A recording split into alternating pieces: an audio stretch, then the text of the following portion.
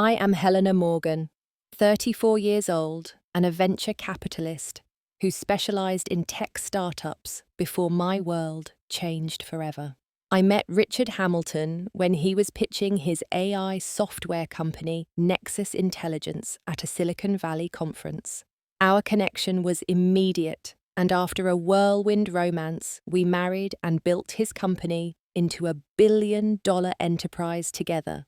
Despite my professional success, we struggled with infertility for years, a private pain that took a public turn at our most important investor dinner. When his ex-girlfriend Amanda suddenly appeared and offered to give him a baby, since I couldn't, Richard smiled at her. I simply stood up, took my wine glass, and walked out the door, taking half his company with me. If you're enjoying this story, please hit the like button, subscribe to my channel, and let me know in the comments where you're watching from today. I always believed in making my own luck. Growing up in Chicago with parents who worked in education, I learned early that intelligence combined with hustle could open doors. While my friends dreamed of becoming doctors or lawyers, I was fascinated by how money moved through the world, how investments could turn ideas into empires. After graduating from Northwestern with a finance degree, I worked 80-hour weeks at Goldman Sachs building the foundation for what would become my specialty, identifying promising tech startups before they hit the mainstream radar. By 29, I had established myself as a senior partner at Redwood Ventures, a boutique venture capital firm in San Francisco with an impressive portfolio of successful investments. My personal life, however, hadn't enjoyed the same strategic planning as my career. A series of relationships with ambitious men had taught me that success often breeds competition rather than support. My last serious boyfriend, a fintech entrepreneur, had broken things off because, in his words, there isn't room for two alphas in one relationship. I had made peace with focusing on my career at least for the foreseeable future. That changed the day Richard Hamilton walked onto the stage at the annual Silicon Valley Innovation Summit. Tall, with dark hair and striking green eyes, he commanded attention even before he began speaking, but it was his presentation that truly captured my interest. Artificial intelligence isn't just about automation, he told the audience. It's about augmentation enhancing human capabilities, not replacing them. At Nexus Intelligence, we're building the bridge between what humans do best and what machines do better. His software platform promised to revolutionize how companies handle data analytics by making complex machine learning accessible to non-technical users. The presentation was polished, the concept solid, but what impressed me most was how he handled the skeptical questions afterward with both technical depth and charismatic ease. That's the most promising AI pitch I've seen this year, I told my colleague Marcus, as we networked during the reception afterward. Want an introduction? Marcus asked, nodding toward Richard, who was surrounded by potential investors. I went to Stanford with him. 20 minutes later, Richard and I were deep in conversation about neural networks and market penetration strategies. He was refreshingly knowledgeable without the arrogance that often accompanied tech founders. When the reception ended, he handed me his card with a personal number scrawled on the back. "I'd love to continue this conversation," he said. "My team is looking for the right investment partner, someone who understands both the technology and its potential." I expected his follow-up to be a meeting request at my office. Instead, he sent an elegant dinner invitation to discuss the future of AI and perhaps other possibilities. The restaurant he chose was upscale but not ostentatious, a place that signaled success without trying too hard, much like Richard himself. What began as investment discussions evolved over the following weeks. Richard sent thoughtful gifts, a first-edition book on financial theory. I had mentioned admiring tickets to a symphony performance after I spoke of missing classical music. His attentions were persistent but never pushy, as if he recognized my wariness and respected the boundaries of a woman who had been disappointed before. "I know you're considering my company as an investment," he said during our fourth dinner, "but I need to be transparent that I'm also interested in you, Helena. If that creates a professional conflict, I understand." His directness was disarming. "It does complicate things," I admitted. "I have a strict policy against mixing business with pleasure."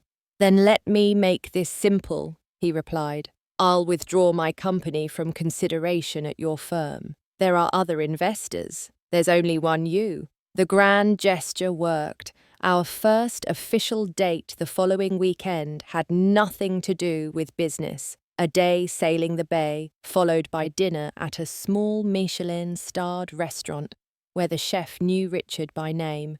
For the first time in years, I found myself with a man who seemed genuinely fascinated by my ambitions rather than threatened by them. "Most men want me to be less," I confessed one evening 6 months into our relationship. "Less driven, less focused, less successful." Richard took my hand. "I want you to be more accomplished, more recognized, more yourself. Your success doesn't diminish me, it elevates us both." After a year of dating, he proposed at the annual Tech for Humanity Gala, where he was being honoured for Nexus Intelligence's work on healthcare applications. In front of 500 of the industry's most influential people, he called me to the stage. "None of this would matter without someone to share it with," he said, dropping to one knee. "Helena, you challenge me to be better every day. Will you marry me?" The audience erupted in applause when I said yes. Photos of our engagement appeared in business publications alongside articles about Tech's new power couple. The prenuptial agreement was Richard's suggestion. "We're both too smart not to protect what we've built," he said as his lawyers drafted the document. "But I want to be generous. Anything we create together should be shared equally." The terms seemed fair at the time. I had my venture capital partnership. He had his growing company. Our wedding at a historic vineyard in Napa Valley was attended by tech titans and investment bankers, a merging of our professional worlds that mirrored our personal union. Our honeymoon in the Maldives was the last time we truly disconnected from work. Upon our return, Richard approached me with an unexpected proposition. "Nexus is at a critical growth stage," he said. "We need someone with your financial expertise and connections to take us to the next level. Would you consider coming on as Chief Investment Officer?" The offer was tempting but complicated. I've spent years building my reputation at Redwood. If I leave to join my husband's company and it fails, "It won't fail," Richard said with the confidence that had first attracted me to him. "Not with both of us steering the ship. And you wouldn't be leaving finance, you'd be applying your skills more directly, building something that's partly yours." After weeks of consideration and negotiation with Redwood for an amicable departure, I joined Nexus Intelligence. My partners at Redwood understood it was the opportunity of a lifetime, even if some quietly questioned the wisdom of putting all my professional and personal eggs in one basket. We bought a modern glass and steel home in Pacific Heights with panoramic views of the Golden Gate Bridge. With Richard's technical brilliance and my financial acumen, we believed we were positioned to build something remarkable together. To us, Richard toasted on our first night in our new home, "The perfect team in every way." I clinked my glass against his, believing I had finally found a man who wanted me as a true partner professionally and personally, a man who would support my dreams as I supported his. Life has a way of testing such certainties. My first week at Nexus Intelligence revealed both the company's tremendous potential and its precarious position. Richard had built impressive technology, but the financial foundation was shakier than he had let on during our courtship. "We've been operating on angel investments and early seed funding," Mia Zhang, the company's financial controller, explained during our initial review.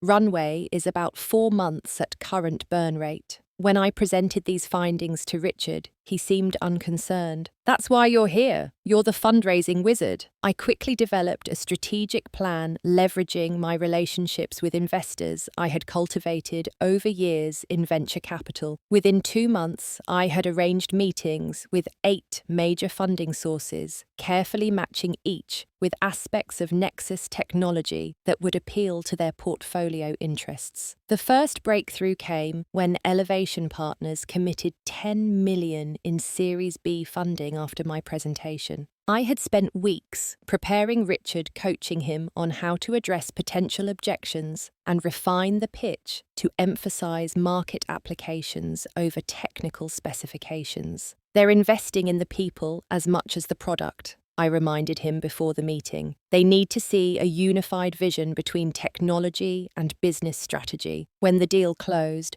Richard lifted me off my feet in celebration back at the office. This is just the beginning. He promised the small team of 15 engineers and developers gathered around. With Helena's help, we're going to build something extraordinary. Over the next 18 months, I secured an additional $30 million in funding through a combination of venture capital and strategic corporate investments. Each new injection of capital allowed us to expand critical operations, hiring top engineers, building out our sales team, and refining the product for enterprise deployment. I worked relentlessly leveraging every connection I had built during my career. When a former colleague at Redwood was skeptical about Nexus's market differentiation, I invited him to our office for a personalized demonstration, walking him through use cases until he was convinced. When a potential investor questioned our valuation, I prepared detailed competitive analysis that justified our numbers.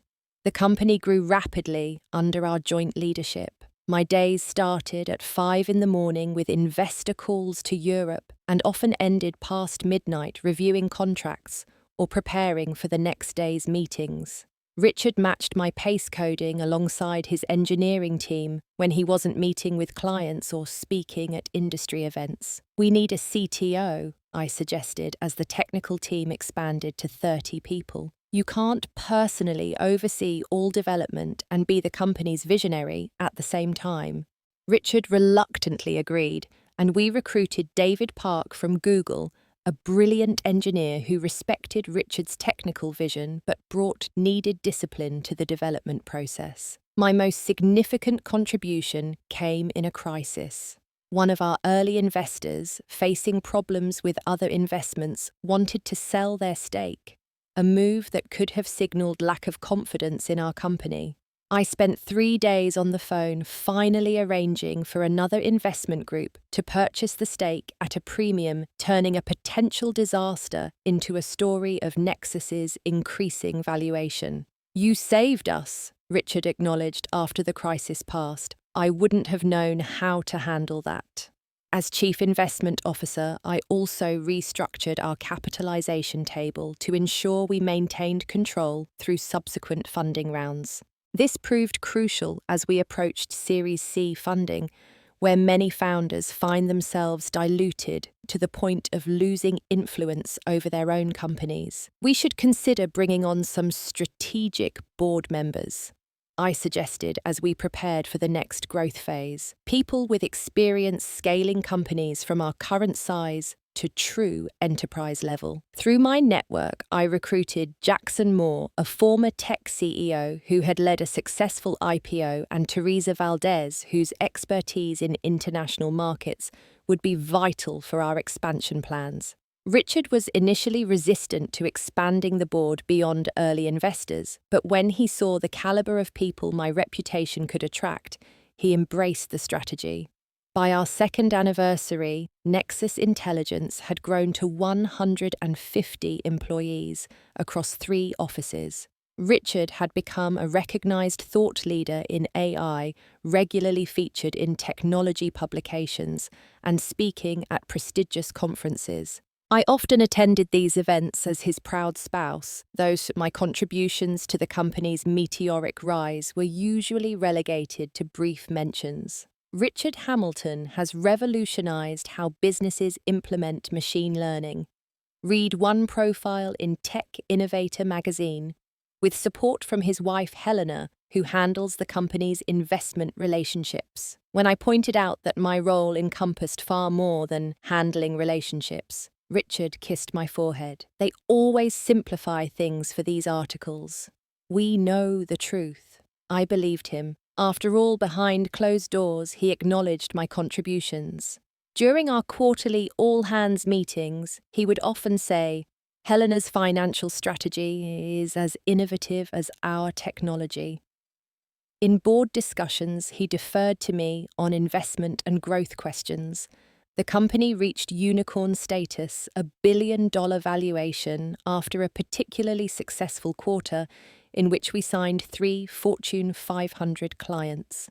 To celebrate, Richard organized a private dinner for the executive team and board members at the Vault, San Francisco's most exclusive restaurant. "To Helena," he toasted, raising his champagne glass, "the secret weapon behind Nexus's success. I may have built the engine, but she built the rocket that's carrying us to the stars." It was perhaps the most public acknowledgement he had given of my role, and it filled me with pride and renewed commitment. That night, as we celebrated at home with a bottle of wine on our terrace overlooking the city, Richard brought up something we had been postponing. "Maybe it's time," he said softly. "The company's stable. We've achieved more than we dreamed. Perhaps we should start thinking about a family." I had always wanted children, but had deliberately put family planning on hold while we built Nexus. At 32, I felt ready to take that step with a man who had proven himself a true partner in every sense. "I'd like that," I agreed, kissing him. "A brilliant little person with your mind and hopefully my common sense." We laughed together, making plans for a future that seemed perfectly balanced between professional achievement and personal fulfillment. The foundation we had built together felt unshakable. I didn't realize then how quickly foundations can crumble when built on shifting ground. We approached starting a family with the same methodical planning we applied to business. I tracked my cycle with precision, scheduled our intimacy around my fertile windows, and maintained a healthy lifestyle to optimize our chances. Richard dutifully took supplements recommended for male fertility and cut back on his whiskey consumption. The first few months, we remained optimistic despite negative pregnancy tests. "These things take time," we reassured each other. But as 6 months passed without success, a subtle tension crept into our attempts, transforming what had been loving into something increasingly mechanical.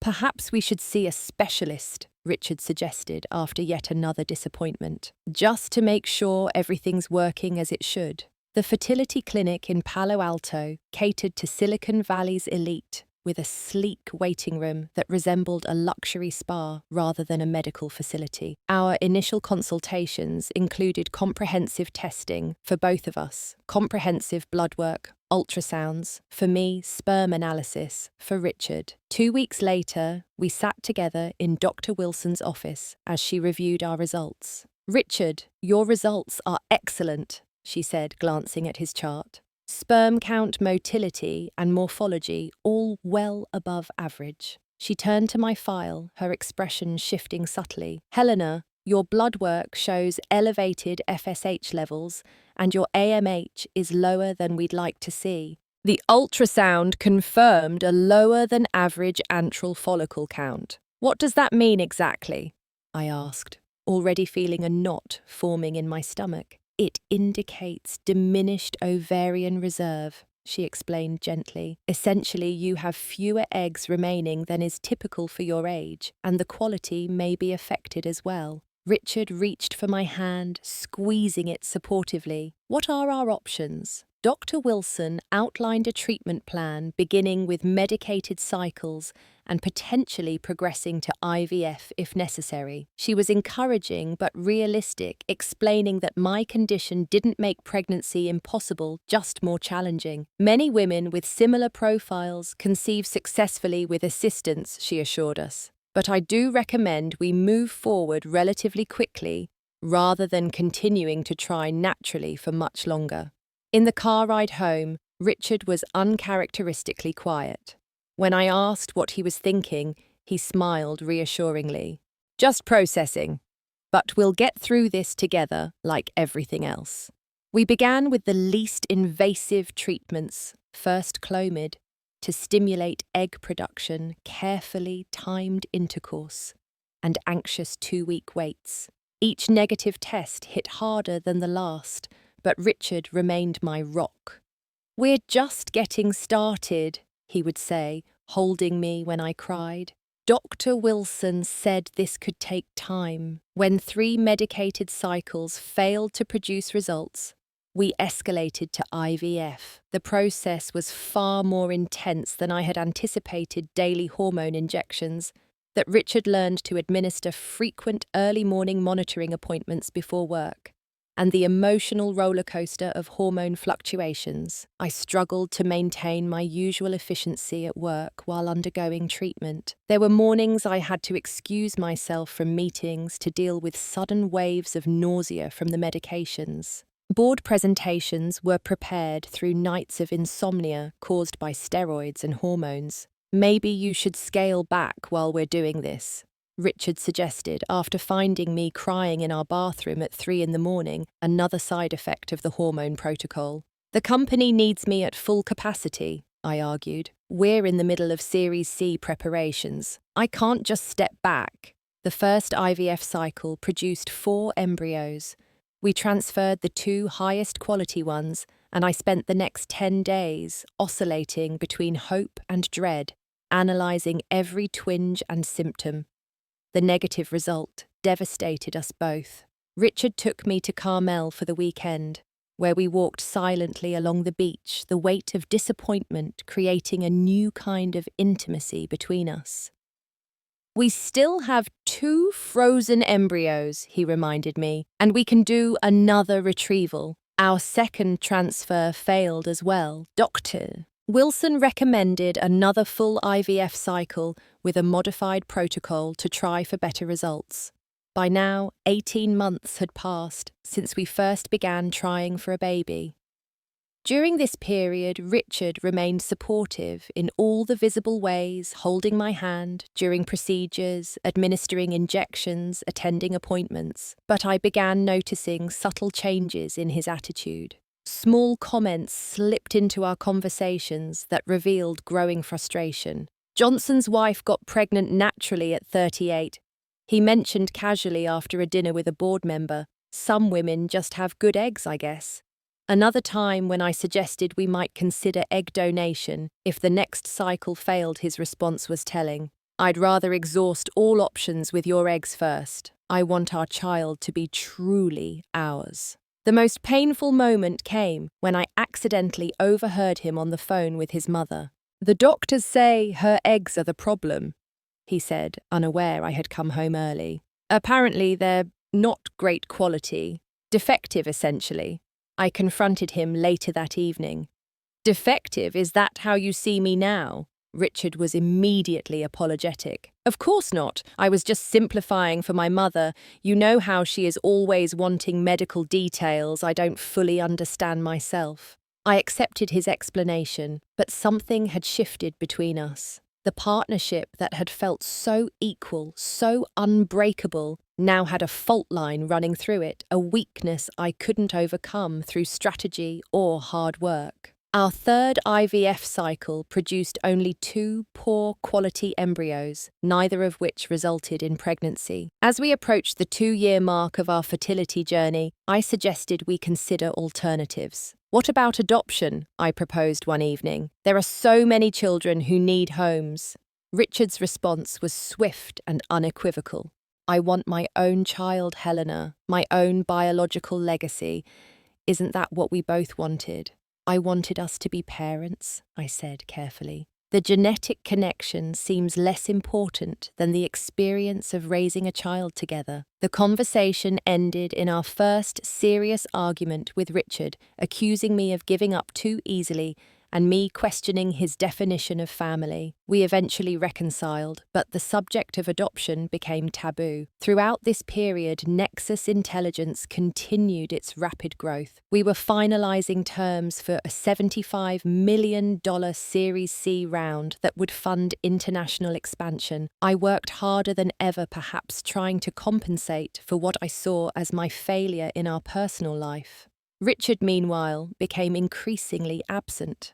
Late-night meetings that hadn't been on his calendar, weekend work sessions that couldn't be postponed. I told myself it was the pressure of scaling the company, but doubt had begun to creep in. One evening, while using Richard's laptop to prepare a board presentation, mine was being repaired. A text message notification appeared on the screen. "Can't wait for tomorrow. Same place, 1 p.m.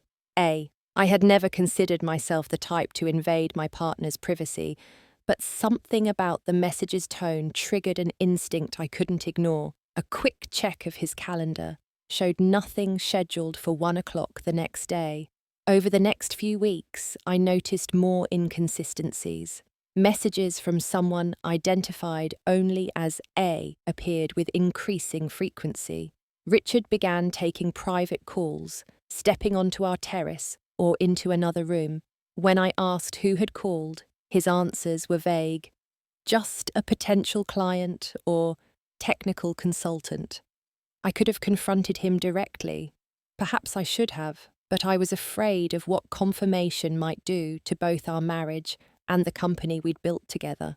So instead I watched and waited, focusing my energy on securing the final details of our Series C funding. The culmination would be a dinner with Meridian Capital's investment committee, the last step before the money was transferred. Everything I had worked for professionally was about to come to fruition, even as my personal life seemed to be unraveling thread by thread. What I didn't know was that both aspects of my life were about to collide in a way I could never have anticipated. I spent weeks planning the investor dinner down to the smallest detail. The venue had to project success without ostentation. Aquarello, with its Michelin star and understated elegance, perfectly balanced sophistication with seriousness.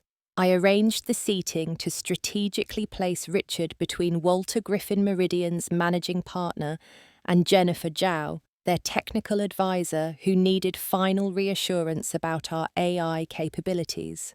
"Everything's confirmed for Thursday," I told Richard 3 days before the dinner. 8 people, total Walter and Jennifer, from Meridian. Marcus is coming as our early investor, David as CTO us, and I've included Teresa and Jackson from the board. Richard nodded, then cleared his throat. "Actually, I'd like to add one more person to the list. An old friend who has some interesting perspectives on AI applications that might impress Walter." Something in his tone made me pause. "Who?" "Amanda Chen. She was at Stanford with me, now she's at MIT's Media Lab. She's in town this week." The name wasn't completely unfamiliar. I vaguely recalled Richard mentioning an Amanda years ago, an ex-girlfriend from his college days, but he had always described that relationship as brief and insignificant. "Is this the Amanda you dated?" I asked directly. He looked momentarily surprised, then shrugged. "Yes, but that was ages ago. We reconnected recently at a conference. She's doing fascinating work on neural interfaces that could complement our technology. It would be a missed opportunity not to include her while she's in San Francisco." I hesitated, professional considerations warring with personal discomfort. Adding someone at the last minute might disrupt the dynamic we've carefully constructed. "Trust me," Richard insisted. "Amanda will only enhance the conversation. Walter will be impressed with her credentials." Against my better judgment, I agreed. The stakes of the Meridian deal were too high to risk creating tension with Richard before such a critical meeting. I reworked the seating chart, placing Amanda at the far end of the table away from Richard. The evening of the dinner arrived with perfect San Francisco weather, crisp enough for men to wear suits comfortably, but warm enough for the women to showcase elegant cocktail dresses without wraps. I wore a deep burgundy sheath dress that projected confidence without being aggressive, paired with the diamond earrings Richard had given me after our first major funding round. Richard seemed uncharacteristically nervous, checking his phone repeatedly as we drove to the restaurant. "Just confirming some technical details with David," he explained when I questioned him. "Want to make sure we're aligned on how to explain the new algorithm if Walter asks." We arrived first, as planned, to greet each guest personally at the private dining room Aquarello had prepared for us. Walter and Jennifer from Meridian arrived next, followed by our board members and Marcus. David, our CTO, texted that he was running 5 minutes late. The group was engaged in comfortable small talk about recent tech developments when the door opened again. I turned expecting David, but instead saw a striking woman with long black hair and a confident stride. She wore a form-fitting emerald dress that exactly matched the colour of Richard's eyes, a coincidence that immediately struck me as deliberate. "Amanda." Richard moved forward with unusual eagerness. "Everyone, this is Dr. Amanda Chen from MIT's Media Lab." As introductions circulated around the room, I observed how Amanda's hand lingered on Richard's arm when he introduced her to Walter. The familiarity in their body language suggested a comfort level beyond professional reconnection. "Helena," she said when we finally faced each other, "Richard has told me so much about you. It's wonderful to finally meet the woman behind Nexus's impressive growth." "Interesting," I replied with a measured smile. "Richard only mentioned you were coming to this dinner 3 days ago." If she registered the subtle challenge in my response, she didn't show it. Instead, she turned her attention to Walter, launching into a discussion of MIT's latest neural interface research. When we moved to the table, I was dismayed to see Amanda smoothly take the seat next to Richard, opposite from me, that I had intended for David, who had just arrived. The change forced me to quickly reshuffle mental notes about conversation directionality during dinner. The first courses proceeded professionally enough. Walter asked pointed questions about our technology roadmap, which Richard and David answered with practiced precision. I outlined our expansion strategy and the projected revenue growth that would provide Meridian with their expected return. Jennifer took detailed notes, occasionally asking for clarification on technical points. Throughout these discussions, I couldn't help noticing the small interactions between Richard and Amanda, the way they exchanged glances when certain technical terms were mentioned, how their hands occasionally disappeared beneath the table simultaneously, the slight leaning toward each other when sharing some private observation. Between the main course and dessert, Walter raised his glass. "I think I speak for Meridian when I say we're impressed with what you've built. Barring any surprises in the final documentation review, I believe we have a deal." Everyone lifted their glasses in response. This was the moment I had worked toward for months, the culmination of countless hours of preparation, negotiation, and strategic planning. The $75 million Series C round would transform Nexus from a promising startup to an established industry player. As champagne was poured to celebrate the preliminary agreement, conversation broke into smaller groups. I was answering Teresa's question about international banking relationships when I noticed Amanda lean close to Richard during a moment when Walter was engaged with Jackson. "I can give you what she can't," Amanda said in a voice just loud enough for me to hear across the table. "A baby. I'm still fertile." The restaurant noise seemed to disappear around me, everything tunneling to that single statement and Richard's reaction to it. He didn't recoil. He didn't defend me. Instead, he smiled at her a small private smile and squeezed her hand under the table. In that moment, everything fell into place. The mysterious A in his messages, the unscheduled meetings that had been increasing in frequency, his growing distance during our fertility struggles. The pieces assembled into a picture so clear it was physically painful to behold. The table had fallen silent, all eyes now on the three of us, the tension palpable. Walter Griffin looked deeply uncomfortable, while Jennifer's eyes were wide with shock. Marcus, who knew us both well, was staring at Richard with naked disgust. I had built my career on making strategic decisions under pressure. This situation called for nothing less.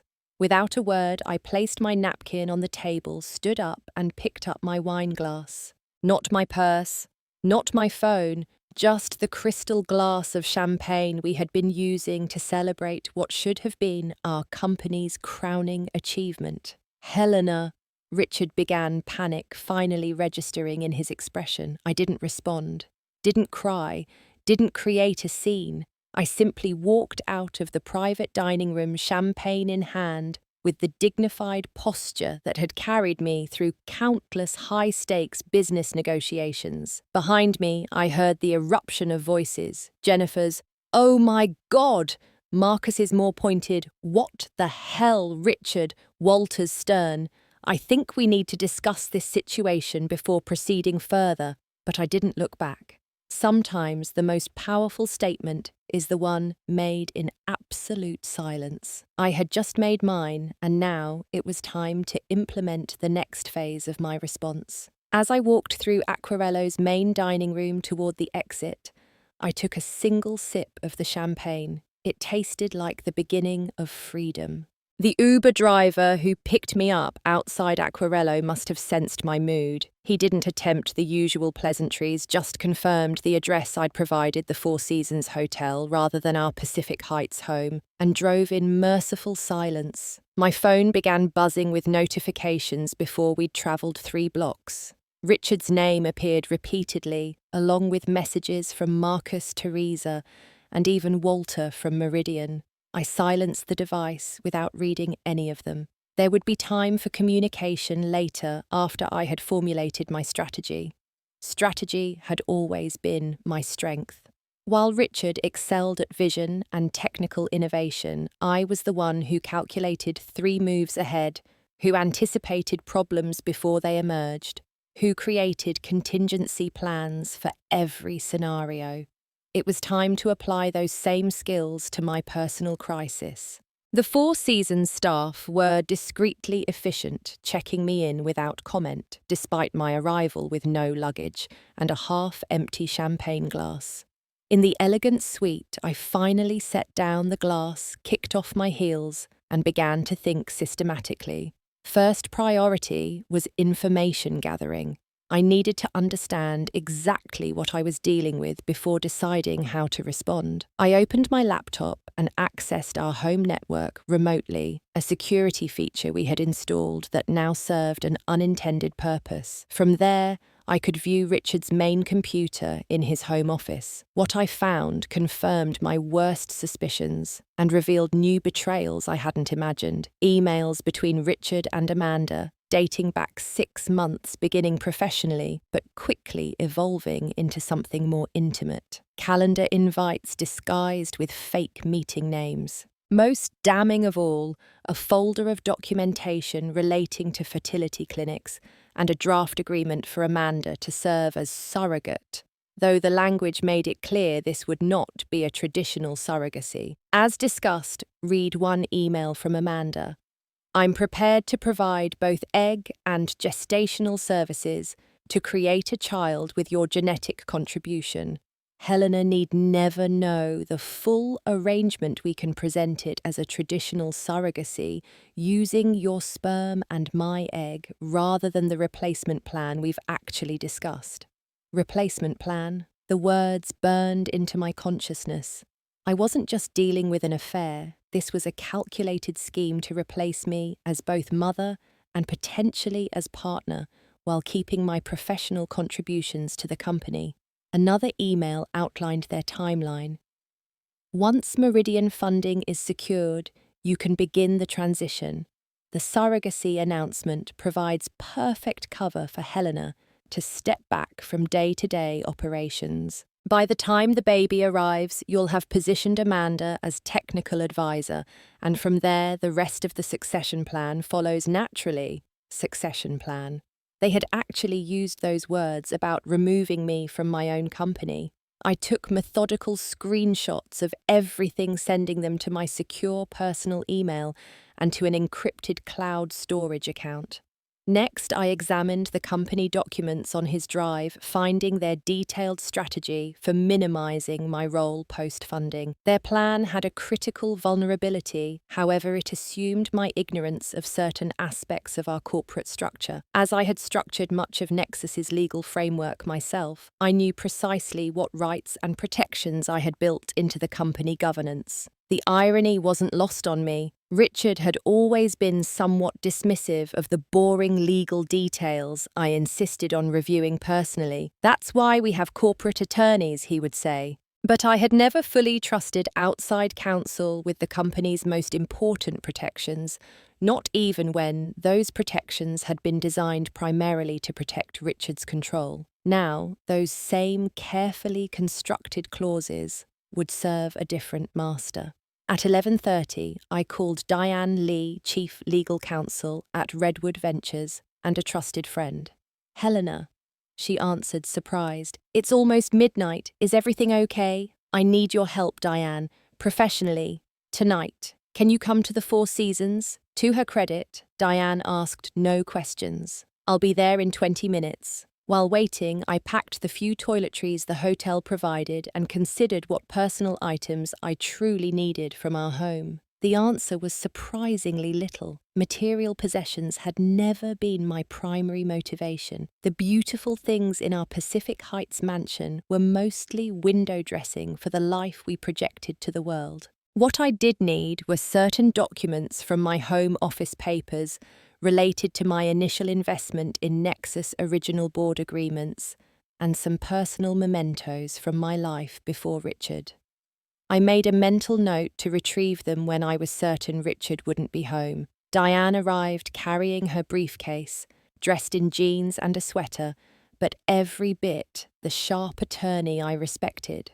I gave her a concise summary of the evening's events, and my subsequent discoveries then outlined what I needed from her. I want to understand exactly what my legal position is regarding Nexus, not what Richard thinks it is or what our prenup suggests, but the actual corporate reality based on all documentation. For the next 2 hours, we reviewed every contract board resolution and investment document related to my position at Nexus. Diane took careful notes, occasionally asking clarifying questions or highlighting particularly relevant sections.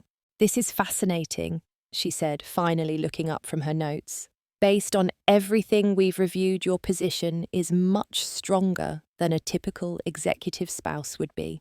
"Explain," I prompted. "First, your initial investment in Nexus predates your marriage, which exempts it from the prenuptial constraints. Second, your employment agreement as CIO contains specific protections against termination without board approval, not just Richard's decision. Third, and most importantly, the Series A and B funding agreements you structured include anti-dilution protections for founding team members, which you defined to include yourself. And my equity stake. Between your initial investment, your earned equity as an executive, and the anti-dilution protections you control, approximately 24% of the company. Not enough for unilateral control, but enough to create significant problems if Richard tries to force me out," I finished. "And when combined with other shareholders who might support me," Diane nodded. "That's where it gets interesting.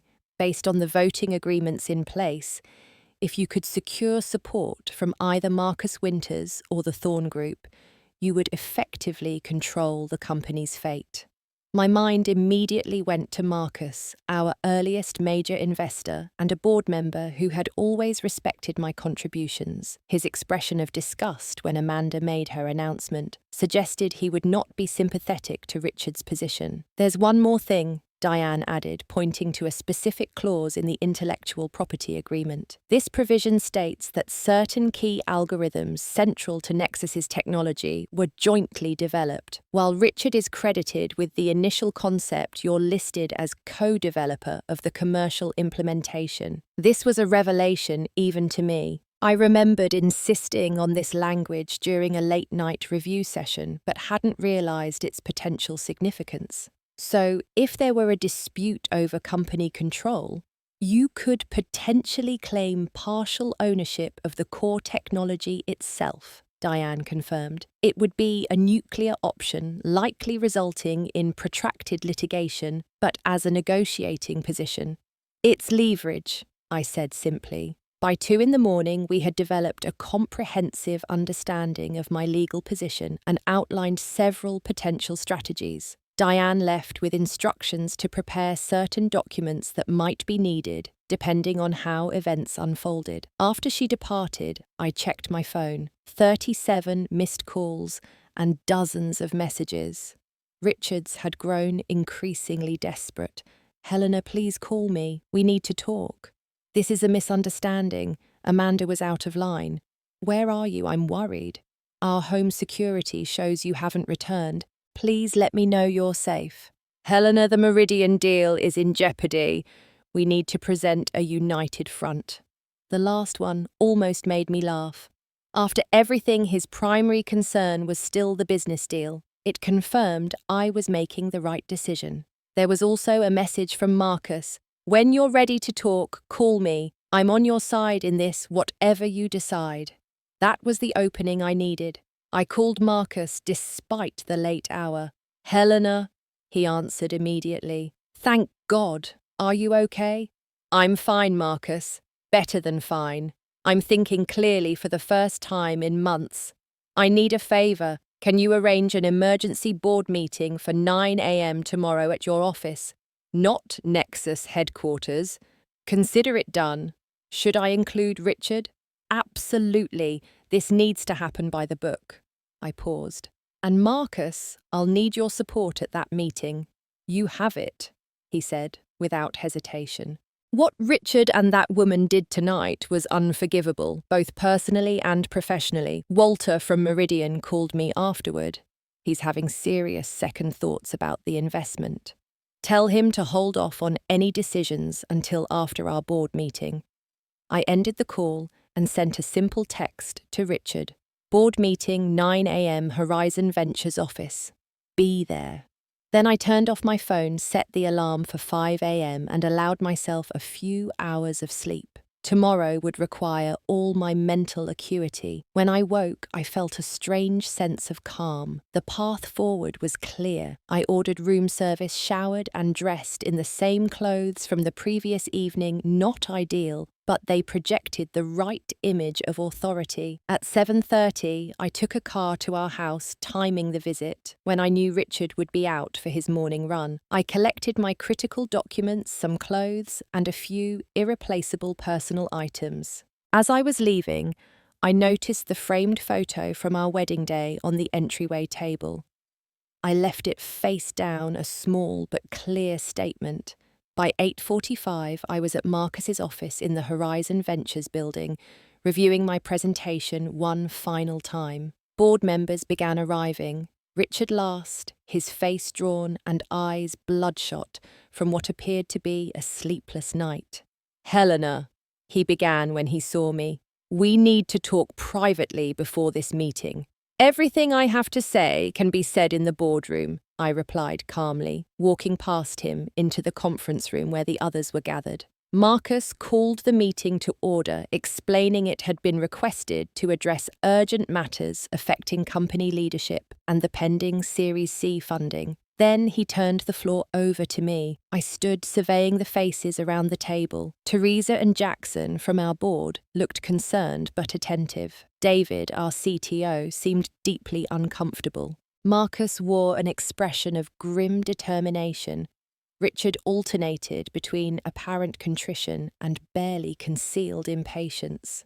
"Thank you all for coming on such short notice," I began. "Last night, many of you witnessed an unprofessional and inappropriate interaction that has significant implications for Nexus Intelligence's leadership and future." I proceeded to methodically outline my contributions to the company, my initial investment that had kept Nexus afloat before Angel funding my successful securing of Series A and B rounds, my strategic partnerships that had brought in key clients, and my development work on commercializing Richard's initial algorithms. What you may not know, I continued, is that this public incident was merely the visible manifestation of a systematic plan to remove me from the company I helped build. I distributed copies of key emails and documents I had discovered, printed packets that laid bare Richard's and Amanda's scheme. As you can see, Richard and Dr. Chen have been planning not just a personal betrayal, but a corporate coup, leveraging my supposed personal failure, our infertility struggles, to create a narrative supporting my gradual removal. Richard's face had drained of colour. These were private communications taken illegally from my personal accounts. They were on the company server, I corrected, using your Nexus email account and stored on company drives. Our corporate policy, which you signed, clearly states there is no expectation of privacy when using company resources. I proceeded to outline the legal reality of my position within Nexus, detailing my equity stake, contractual protections, and intellectual property rights.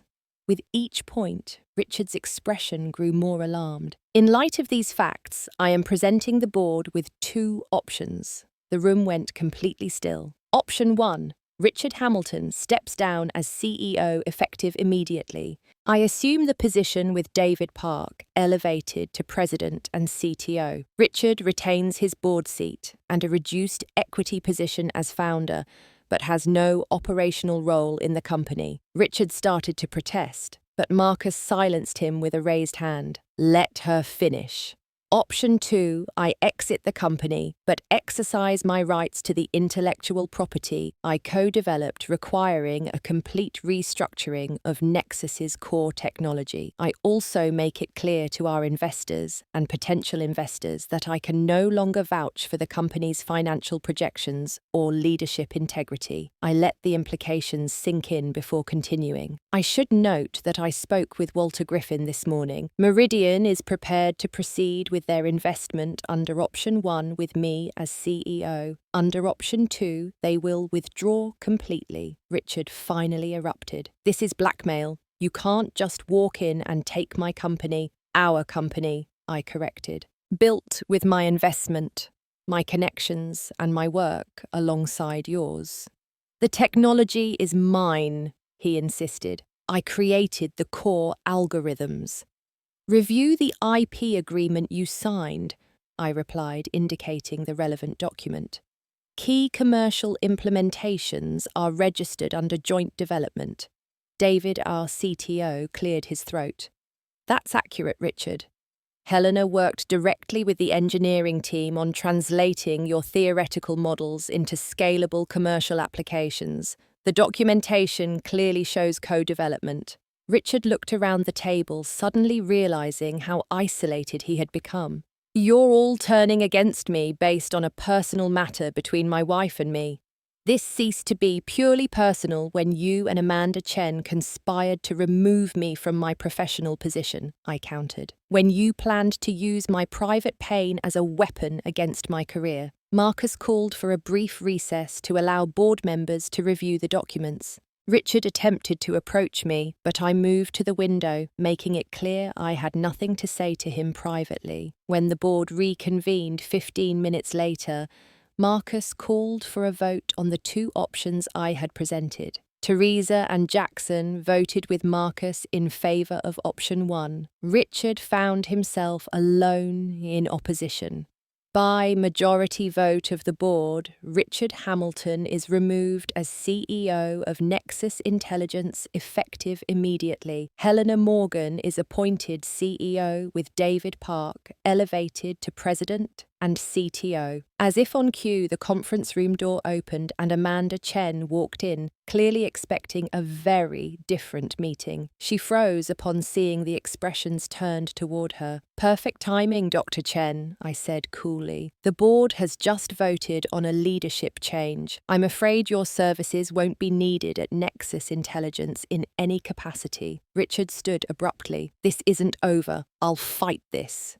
You're welcome to try, I replied. But before you do, I suggest you consult with legal counsel about the implications of these documents becoming public during litigation. I'm sure Amanda's university would be interested in her ethical approach to surrogacy and technical collaboration. Amanda backed out of the room without another word, her carefully constructed plans collapsing around her. Security arrived to escort Richard from the building, a contingency Marcus had apparently arranged. As Richard was leaving, I made one final statement. I'll have your personal belongings from the office sent to the house. I won't be returning there, so it's all yours now. With Richard gone, I turned to the remaining board members and our CTO. Now, let's discuss how we're going to reassure our employees, secure the Meridian funding, and move this company forward. The transition would be challenging, but I had been preparing for challenges my entire career. This was just one more mountain to climb, and from its summit, I would rebuild Nexus Intelligence on a foundation of integrity rather than betrayal. My personal life had shattered, but professionally, I had never stood stronger.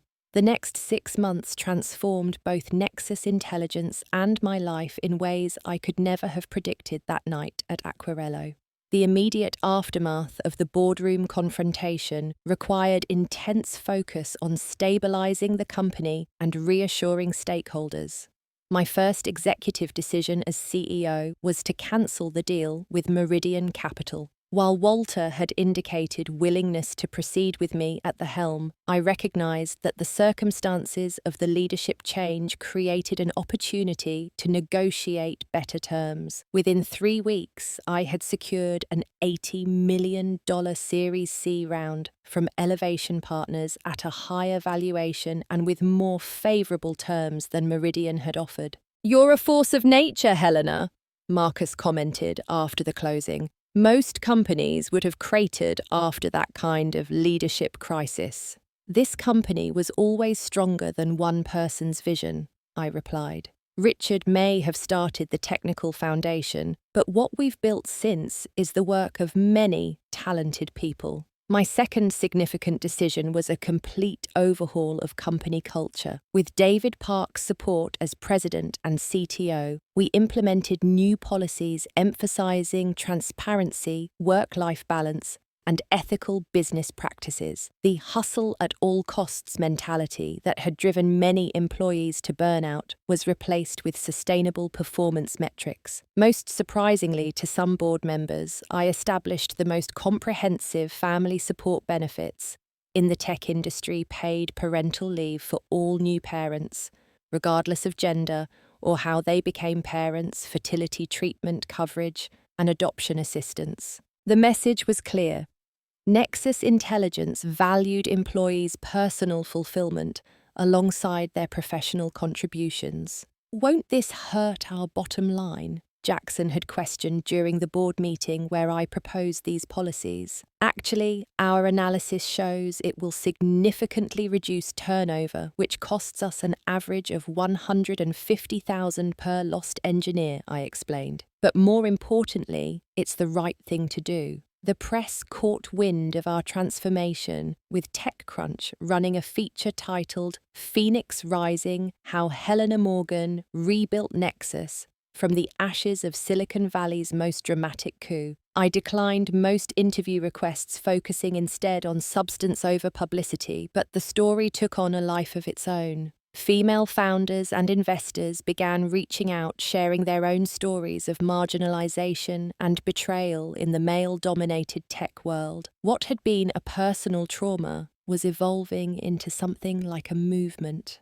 On the personal front, Richard did not go quietly into the night. As I had anticipated, he threatened litigation, initially engaging an aggressive attorney who sent blustering letters about theft of company control and marital property rights. Diane countered with the evidence of his planned corporate coup and the ethical violations inherent in his arrangement with Amanda. After 2 months of legal posturing, Richard's attorney proposed a settlement. Richard would retain his board seat and a 10% equity stake, but would form a new venture in a non-competing field. I accepted these terms, wanting to focus on building rather than fighting. Our divorce proceedings were surprisingly straightforward. The prenuptial agreement Richard had been so insistent upon worked largely in my favour once his actions constituted clear marital misconduct. The Pacific Heights house went to him, as I had no desire to live among those memories, while I retained our vacation property in Lake Tahoe, a peaceful retreat that had always been more my style than his. As for Amanda Chen, her carefully constructed professional reputation suffered significant collateral damage. While I never publicly disclosed her role in the affair, academic circles are small. Her research funding at MIT was not renewed, and she eventually accepted a position at a less prestigious university. I took no pleasure in her downfall, but recognized it as the natural consequence of choices made with full awareness of potential outcomes. 4 months after assuming the CEO position, I faced an unexpected challenge. While reviewing acquisition opportunities to expand our market reach, I came across a promising AI security startup called Quantum Shield. Their technology would integrate perfectly with our platform, and their team had the expertise we needed for certain expansion plans. During the preliminary meeting with their founder, I was surprised to find myself face to face with Richard. He had used his settlement funds to acquire the small company, apparently hoping to build it into a competitor despite our non-compete agreement. "I didn't know you were behind the acquisition interest," he said, clearly uncomfortable. "And I didn't know you were behind Quantum Shield," I replied. "This meeting can end now, if you prefer." He considered for a moment, then shook his head. "No. This actually makes sense from a business perspective. Your offer is fair." We proceeded with clinical professionalism, discussing technical specifications and team integration. As the meeting concluded, Richard hesitated before asking, "How are you, Helena, really?" It was the first personal question between us since the separation. I considered deflecting, but opted for simple honesty. "I'm better than I expected to be. The company is thriving. I'm finding my way forward." He nodded, looking suddenly older than his years. "I'm sorry for everything. I know that doesn't change anything, but I am." "You're right," I said, gathering my documents. "It doesn't change anything, but I accept your apology." The acquisition proceeded smoothly, with Richard taking a generous payout and his technical team integrating into our structure. He moved to Austin shortly afterward to pursue new opportunities outside our non-compete limitations. 5 months after becoming CEO, I made my most personal decision yet. After much reflection and consultation with a therapist who specialized in fertility trauma, I decided to pursue single motherhood through adoption. The process was complex and sometimes heartbreaking, but 6 months into my journey, I received a call about a newborn girl whose young mother wanted to place her with a family who could provide opportunities she couldn't. 2 weeks later, I held Sophia Morgan in my arms for the first time. Looking into her perfect face, I felt the pieces of my heart that had been shattered by betrayal and fertility, struggles finally healing into something new and stronger. Becoming a mother transformed my leadership style yet again. I implemented a nursery at Nexus headquarters, bringing Sophia to work with me for the first year. Employees who had once seen me as intimidating now stopped by my office to make silly faces at my daughter. Board meetings sometimes included the quiet presence of a sleeping infant in a bassinet beside my chair. Rather than undermining my authority, this integration of motherhood and leadership seemed to humanize me in ways that ultimately strengthened my connections throughout the company. 6 months after Sophia's adoption was finalized, I had an unexpected encounter that brought my journey full circle. I was having dinner with Marcus and his wife Jane at Gary Danko when I noticed Richard at a corner table. He wasn't alone. Amanda sat across from him, her figure noticeably pregnant. When our eyes met across the restaurant, I felt no anger, no jealousy, not even resentment. Instead, I felt a strange sense of gratitude. Had things not unfolded exactly as they did, I wouldn't have. Sophia wouldn't have discovered my capacity to lead Nexus to greater heights than Richard had envisioned, wouldn't have found the authentic strength that comes from rebuilding after betrayal.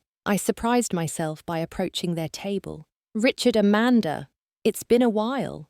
They both looked stunned by my initiative. Amanda's hand instinctively went to her pregnant belly, perhaps expecting recrimination. "Congratulations," I said, nodding toward her midsection. "I wish your child health and happiness." "Thank you," Amanda replied softly, clearly unsure how to navigate this unexpected civility. "I heard Nexus secured the Toyota contract," Richard said. "That's a major achievement." "The team worked hard for it," I acknowledged.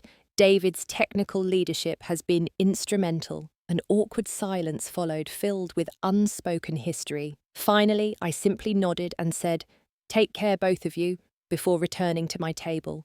"That was generous," Marcus commented, having watched the exchange. "Not generous," I corrected. "Free. I'm finally free of what happened. Their actions no longer have power over me." Over the following year, Nexus Intelligence continued its upward trajectory under my leadership. We expanded internationally, opening offices in London and Singapore. Our user base tripled and our valuation climbed to $3 billion. Industry analysts who had initially questioned whether the company could survive Richard's departure now pointed to Nexus as a case study in successful leadership transition. I established the Morgan Foundation, focusing on two areas close to my heart: support for women in technology and assistance for families navigating adoption and fertility challenges. Using my platform as a successful female CEO, I advocated for policies that would make the tech industry more accessible and equitable for women at all career stages. My personal life blossomed as well. Through a foundation event, I met Daniel Lawrence, a widowed pediatric surgeon with a daughter close to Sophia's age. Our relationship developed, slowly built on mutual respect and shared values, rather than the intoxicating rush that had characterized my early days with Richard.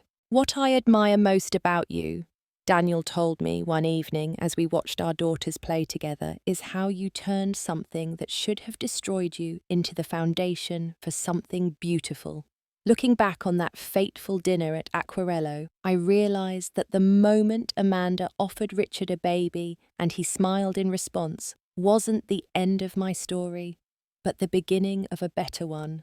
My calm departure from that table, taking only my wineglass and my dignity, had been the first step toward reclaiming my power. Richard had believed my inability to give him a child made me expendable, replaceable. He never understood that my true value lay not in my fertility, but in my integrity, my intelligence, and my unwavering determination. In attempting to replace me, he had only succeeded in setting me free to become a stronger version of myself. Sometimes the greatest revenge isn't taking everything from someone who wronged you. It's showing them that they never deserved what they had in the first place, and building something far greater from the ruins they left behind. Have you ever had a moment when betrayal became a blessing in disguise? I'd love to hear your stories in the comments below. If this story resonated with you, please hit that like button, subscribe to my channel for more journeys of resilience, and share with someone who might need to be reminded of their own strength. Thank you for listening, and remember that sometimes your greatest challenge can become your most powerful opportunity if you face it with courage and dignity.